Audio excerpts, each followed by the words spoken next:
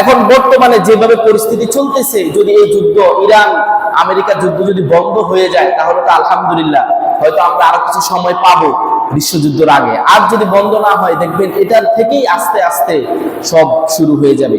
এই কারণে এই পরিস্থিতি যদি আমাদের সামনে আসে, আমরা যাতে এটা মোকাবেলা করতে পারি, আমরা যাতে নিজেদেরকে ধৈর্য ধারণ করে থাকতে পারি, সেজন্য আমাদের করণীয় কি? 1 নম্বর করণীয় হচ্ছে আমরা মিতব্যয়ী হওয়া এবং অপচয় না করা। মিতব্যয়ী মানে হচ্ছে আপনি আপনার প্রয়োজন অনুযায়ী যতটুকু প্রয়োজন ততটুকু খরচ করা, অপচয় না করা। কোরআনে মাজিদের মধ্যে আল্লাহ তাআলা অসংখ্য জায়গায় রয়েছে যে ওই সমস্ত লোকদেরকে আল্লাহ তাআলা পছন্দ করেন না যারা অপচয় করে। এমনকি আল্লাহ তাআলা অপচয়কারীকে শয়তানের ভাই হিসেবে আখ্যায়িত করেছেন। আজকে দেখা যায় আমরা যখন আমাদের অবস্থা ভালো থাকে, তখন আমরা কেউ এগুলোর কি করি না, কোনো মূল্য দেই না। পানি হইতে শুরু করে প্রতিটি জিনিস আমরা অপচয় করি। রাসূল কারীম সাল্লাল্লাহু আলাইহি ওয়াসাল্লাম তো স্পষ্ট বলেছেন, তুমি যদি সাগরেও ওযু করো তাহলে তুমি অতিরিক্ত পানি ব্যবহার করবে না, যতটুকু ওযুর প্রয়োজন ততটুকু পানি ব্যবহার করবে। এটাকে বলা হয় মিতব্যয়ী, যতটুকু দরকার ততটুকু ব্যবহার করা, অতিরিক্ত অপচয় না করা। আলহামদুলিল্লাহ আমাদের বাংলাদেশে অনেক পানি রয়েছে, এই কারণে আমরা তো পানি ডেজার্টসে ব্যবহার করি, কিন্তু আরব বিশ্বে তাদের কোনো পানি নাই, তাদের পানি খাবারের কোনো পানি নাই। তারা সমুদ্র থেকে পানি শোধন করে ওই সমস্ত পানি খায়। তাদের এটা অনেক বড় একটা হুমকির জায়গা। ইরান তো অলরেডি তাদেরকে সেই হুমকি দিয়েছেও, যদি ইরানের সাথে পাঙ্গা লাগায় তাহলে তাদের ওই পানি শোধনাগারে হামলা করবে। তাহলে পানি না খেয়ে সৌদি আরব মুসলমানদেরকে মরতে হবে। সৌদি আরব পানির অনেক সংকট, কিন্তু আবার তেলের অনেক তেলের খনি রয়েছে। যাই হোক, এই কারণে আমরা কখনোই পানি হতে শুরু করে প্রতিটি জিনিস, কোনো জিনিসে অপচয় করব না। যখন আমাদের আসে তখন আমরা খুব যার মতো করে ব্যবহার করি, অপচয় করি, কিন্তু যখন সংকটে পড়ি তখন বোঝা যায় কি অবস্থা। এখন যে তেলের সংকট শুরু হয়েছে, এখন আমরা যাদের তেলের প্রয়োজন নেই, বিশেষ করে যারা বাইক চালায় না, ঢাকা শহরে অসংখ্য লোক আছে যারা বাইক চালিয়ে তাদের জীবিকা উপার্জন করে। অসংখ্য লোক আছে, তাদের অবস্থা পরিবারের খবর নেন, দেখেন হয়তো এখন আর পরিবারে টাকা পাঠাতে পারতেছে না। কারণ কি? তেল পাইতেছে না। তেল পাইলে না সে বাইক শেয়ার করবে, বাইক শেয়ার করে টাকা উপার্জন করবে। অসংখ্য মানুষ আছে যারা এই বাইক শেয়ার করে করে টাকা উপার্জন করে। তো তাদের কাছে গিয়ে খবর নেন, তাদের কাছে কি করুন পরিস্থিতি, তারা এখন বুঝতেছে তেলের কি প্রয়োজন।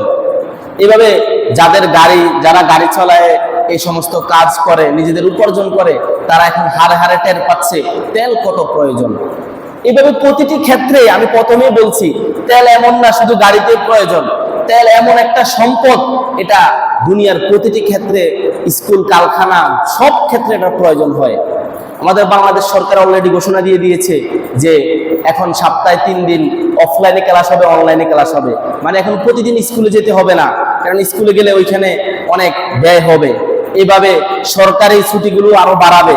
দেখবেন যদি এই যুদ্ধ যত দীর্ঘায়িত হবে, আস্তে আস্তে দেখবেন প্রতিটি সেক্টরে সংকট শুরু হবে, প্রতিটি সেক্টরে। এটা প্রয়োজন হইলে আপনি হাতে কলমে লিখে রাখতে পারেন। হ্যাঁ, যদি যুদ্ধ বন্ধ হয়ে যায় তাহলে আস্তে আস্তে আবার এই সংকট দূর করতে আমাদের তাও সময় লাগবে, কিন্তু এটা যত দীর্ঘায়িত হবে আমাদের জন্য অত ভয়াবহ অবস্থা আমাদের সামনে আসতেছে। এই কারণে আমরা এখন থেকে মিতব্যয়ী হব, অপচয় করব না। যেই কোনো খাবার, যেই কোনো জিনিস আমরা অপচয় করে ব্যবহার করব না। আল্লাহ তাআলা কোরআনের মধ্যেই বলেছেন, অপচয় যে করে সে কখনোই একজন খাঁটি মুসলমান হতে পারে না। অপচয় করা তো শয়তানের ভাই বলে আল্লাহ তাআলা আখ্যায়িত দিয়েছেন। 2 নম্বর, এটা অত্যন্ত গুরুত্বপূর্ণ, সেটা হচ্ছে ভোগপণ্য মজুতদারি করা থেকে বিরত থাকা। ভোগপণ্য অর্থাৎ যে সমস্ত পণ্য প্রতিটি মানুষের কম বেশ প্রয়োজন হয়, ওই সমস্ত পণ্য মজুতদারি করে রেখে দেওয়া। যে সবাই এখন ভাবতেছে সামনে এই সমস্যা হবে, সে এখন থেকে যার যতটুকু সামর্থ্য আছে সবাই কি করবে, ভোগপণ্যগুলো যেগুলো সবার প্রয়োজন হয় কম বেশ, এগুলো মজুতদারি করে রেখে দিব। এটাও রাসূল কারীম সাল্লাল্লাহু আলাইহি ওয়াসাল্লাম নিজেও নিষেধ করেছেন, বলেছেন ওই ব্যক্তি কখনোই ভালো লোক হতে পারে না যে ব্যক্তি মানুষের যেটা সর্বদা প্রয়োজন হয় সংকটকালে সেগুলো সে নিজের কাছে মজুদ করে রেখে দেয়, সে একজন খাঁটি মুসলমান হতে পারে না। এটা তো একটা স্বার্থপর পরিচয়। আপনি আপনার নিজেকে বাঁচানোর জন্য, আপনি আপনার ফ্যামিলিকে বাঁচানোর জন্য সারা এভাবে যদি যাদের এখন সম্ভব তারা সবাই যদি এখন এভাবে ভোগপণ্যগুলো নিজেদের কাছে মজুদ করে রাখে, তাহলে সাধারণ পাবলিক যাদের এটা সম্ভব না তারা ভবিষ্যতে অনেক সংকটের মধ্যে পড়বে, তাদের অবস্থা খুবই শোচনীয় হয়ে যাবে। এই কারণে যে কোনো সংকটে ভোগপণ্য মজুদ করে রাখা অত্যন্ত একটা জঘন্যতম অপরাধ। রাসূল করিম সাল্লাল্লাহু আলাইহি ওয়াসাল্লামের জামানাও এই সমস্ত কাজ হইতো, সব জামানায় তো কম বেশ সংকট থাকতো, বিভিন্ন সমস্যার সম্মুখীন রাসূল করিম সাল্লাল্লাহু আলাইহি ওয়াসাল্লামের জামানায়ও হয়েছে। তখনও যারা এই সমস্ত কাজ করতো আল্লাহ রাসূল করিম সাল্লাল্লাহু আলাইহি ওয়াসাল্লাম তাদেরকে অত্যন্ত জঘন্য এবং খারাপ ব্যক্তি হিসেবে আখ্যায়িত দিয়েছেন। এই কারণে আমরা আমাদের সমাজের মধ্যে যদি কাউকে এমন দেখতে পাই, সরাসরি আমরা এটা আইনের আওতায় তাদেরকে ব্যবস্থা করব। যে কোনো জিনিস, চাউল ডাউল যে কোনো জিনিস, মানে সে যে কোনো জায়গায় এটাকে মজুদদারি করে রাখতেছে যেটা তার অতিরিক্ত, এটা এখন প্রয়োজন না, মানে সে 2 মাস আগের হিসাব করে এখন থেকে রেখে দিতেছে। এগুলো অনেকে করে, অধিকাংশ মানুষ এগুলো করে, বিশেষ করে যারা ব্যবসায়ী তারা তো এগুলো করে, যে তারা বুঝতেছে আস্তে আস্তে কোন জিনিসের দাম বাড়বে, এখন ওই জিনিসগুলো তারা এখন ইচ্ছা করে মজুদদারি করে রেখে দিতেছে, কিন্তু তাদের ক্রেতা গেলে এখন বিক্রি করে না, বলে এটা এখন নাই, মার্কেটে আসে না। ঠিকই আছে, তাদের অপেক্ষা হয়েছে আরো কয়েকদিন যাক, তখন যখন সবকিছু আকাশ ছুঁই দাম হয়ে যাবে তখন বিক্রি করবে, তখন সে লাভবান হবে আর সাধারণ মানুষ এমন দাম বাড়বে, আপনারা যারা খেটে খাওয়া মানুষ আপনারা কিনতেও পারবেন না, তখন কি হবে? সাধারণ মানুষ না খেয়ে মরতে হবে। এই কারণে ভোগপণ্য যারা মজুদ করে, আপনারা আপনাদের সবাই যে যে এলাকায় আছেন এগুলো লক্ষ্য রাখবেন, প্রতিটি ক্ষেত্রে কেউ যাতে এই সমস্ত কাজ না করে আপনারা আপনাদের জানা থাকলে সরকারের লোকের কাছে তাদেরকে ধরিয়ে দিবেন। 2-3 নম্বর অত্যন্ত গুরুত্বপূর্ণ বিষয়, আতঙ্কিত না হয়ে আল্লাহ তাআলার উপর ভরসা করে চলা। আল্লাহ তাআলা স্পষ্ট বলেছেন, ওয়ামান ইয়াতাওয়াক্কাল আলাল্লাহি ফাহুয়া হাসবু, যে ব্যক্তি আল্লাহ তাআলার উপর ভরসা করবে ইনশাআল্লাহ আল্লাহ তাআলাই তার জন্য কি হয়ে যাবেন? যথেষ্ট হয়ে যাবেন। আসলে আজকে আমার আপনার ইমানের এত খারাপ অবস্থা, আমরা আসলে কয়জনে আল্লাহ তাআলার উপর দৃঢ় বিশ্বাস আছে এবং আমাদের ইমানের উপর দৃঢ় বিশ্বাস আছে? আজকে আমরা সবাই বাহ্যিক জিনিসের উপর নিজেদের ইমানকে বিক্রি করে দিয়েছি। আমরা মনে করি আমাদের দোকান আমাদেরকে খাওয়ায়, আমরা মনে করি আমাদের গাড়ি আমাদেরকে খাওয়ায়, আমরা মনে করি আমাদের চাকরি আমাদেরকে খাওয়ায়।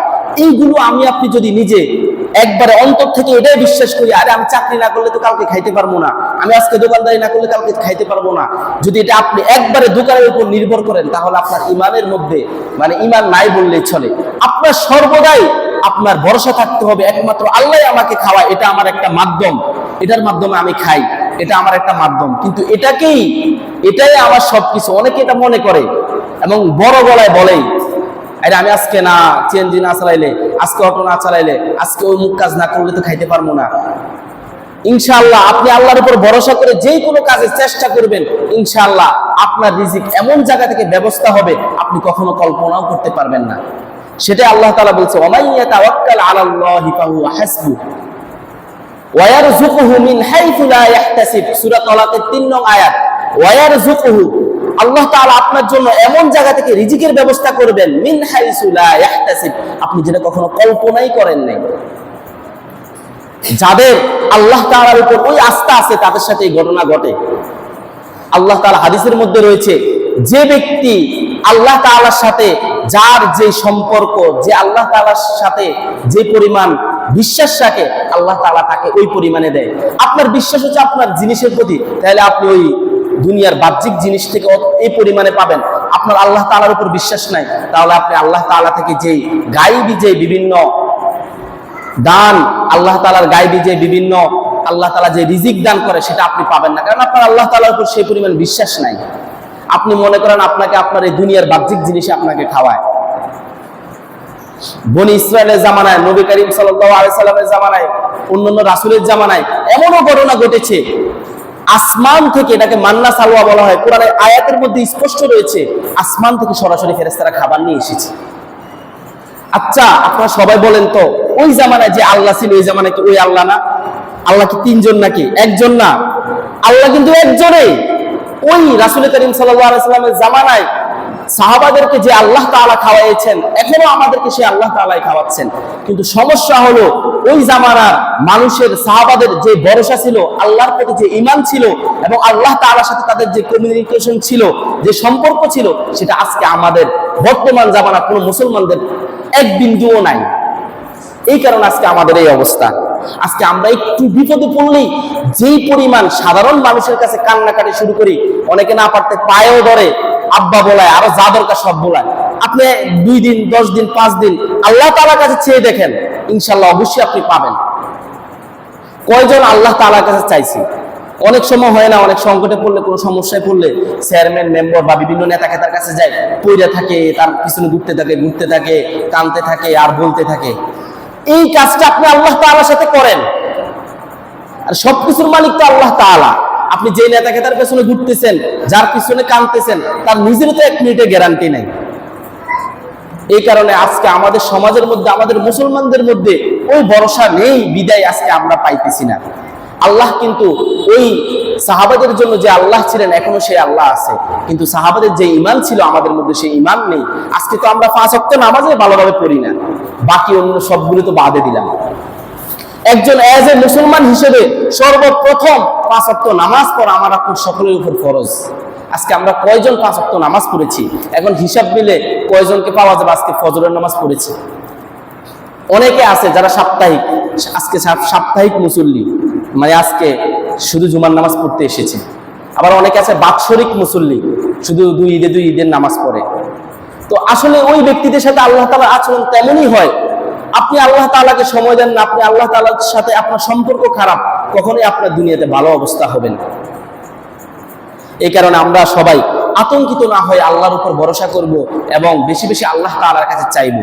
3 নম্বর, 4 নম্বর, এটা অত্যন্ত গুরুত্বপূর্ণ, এটা আমাদের বাংলাদেশের সাথে অত্যন্ত সমোপযোগী এবং আমাদের সাথে এটা খুবই ভালো একটা দিক, যে জমি আবাদ করে খাওয়া, পতিত জমি, এগুলো চাষাবাদ করে খাওয়া। আপনি যদি আপনার কৃষি কাজের উপর নিজের ফ্যামিলি চালানোর উপরে নির্ভর করে রাখতে পারেন, নিজে সবকিছু কম বেশ করেন, তাহলে ইনশাল্লাহ আপনার যত বড় সমস্যাই হোক, মানে আপনার বাজারে সবকিছুর দাম বাড়লেও ইনশাল্লাহ আপনার আর কোনো সমস্যা হবে না, কারণ আপনি কম বেশ নিজে করতেছেন।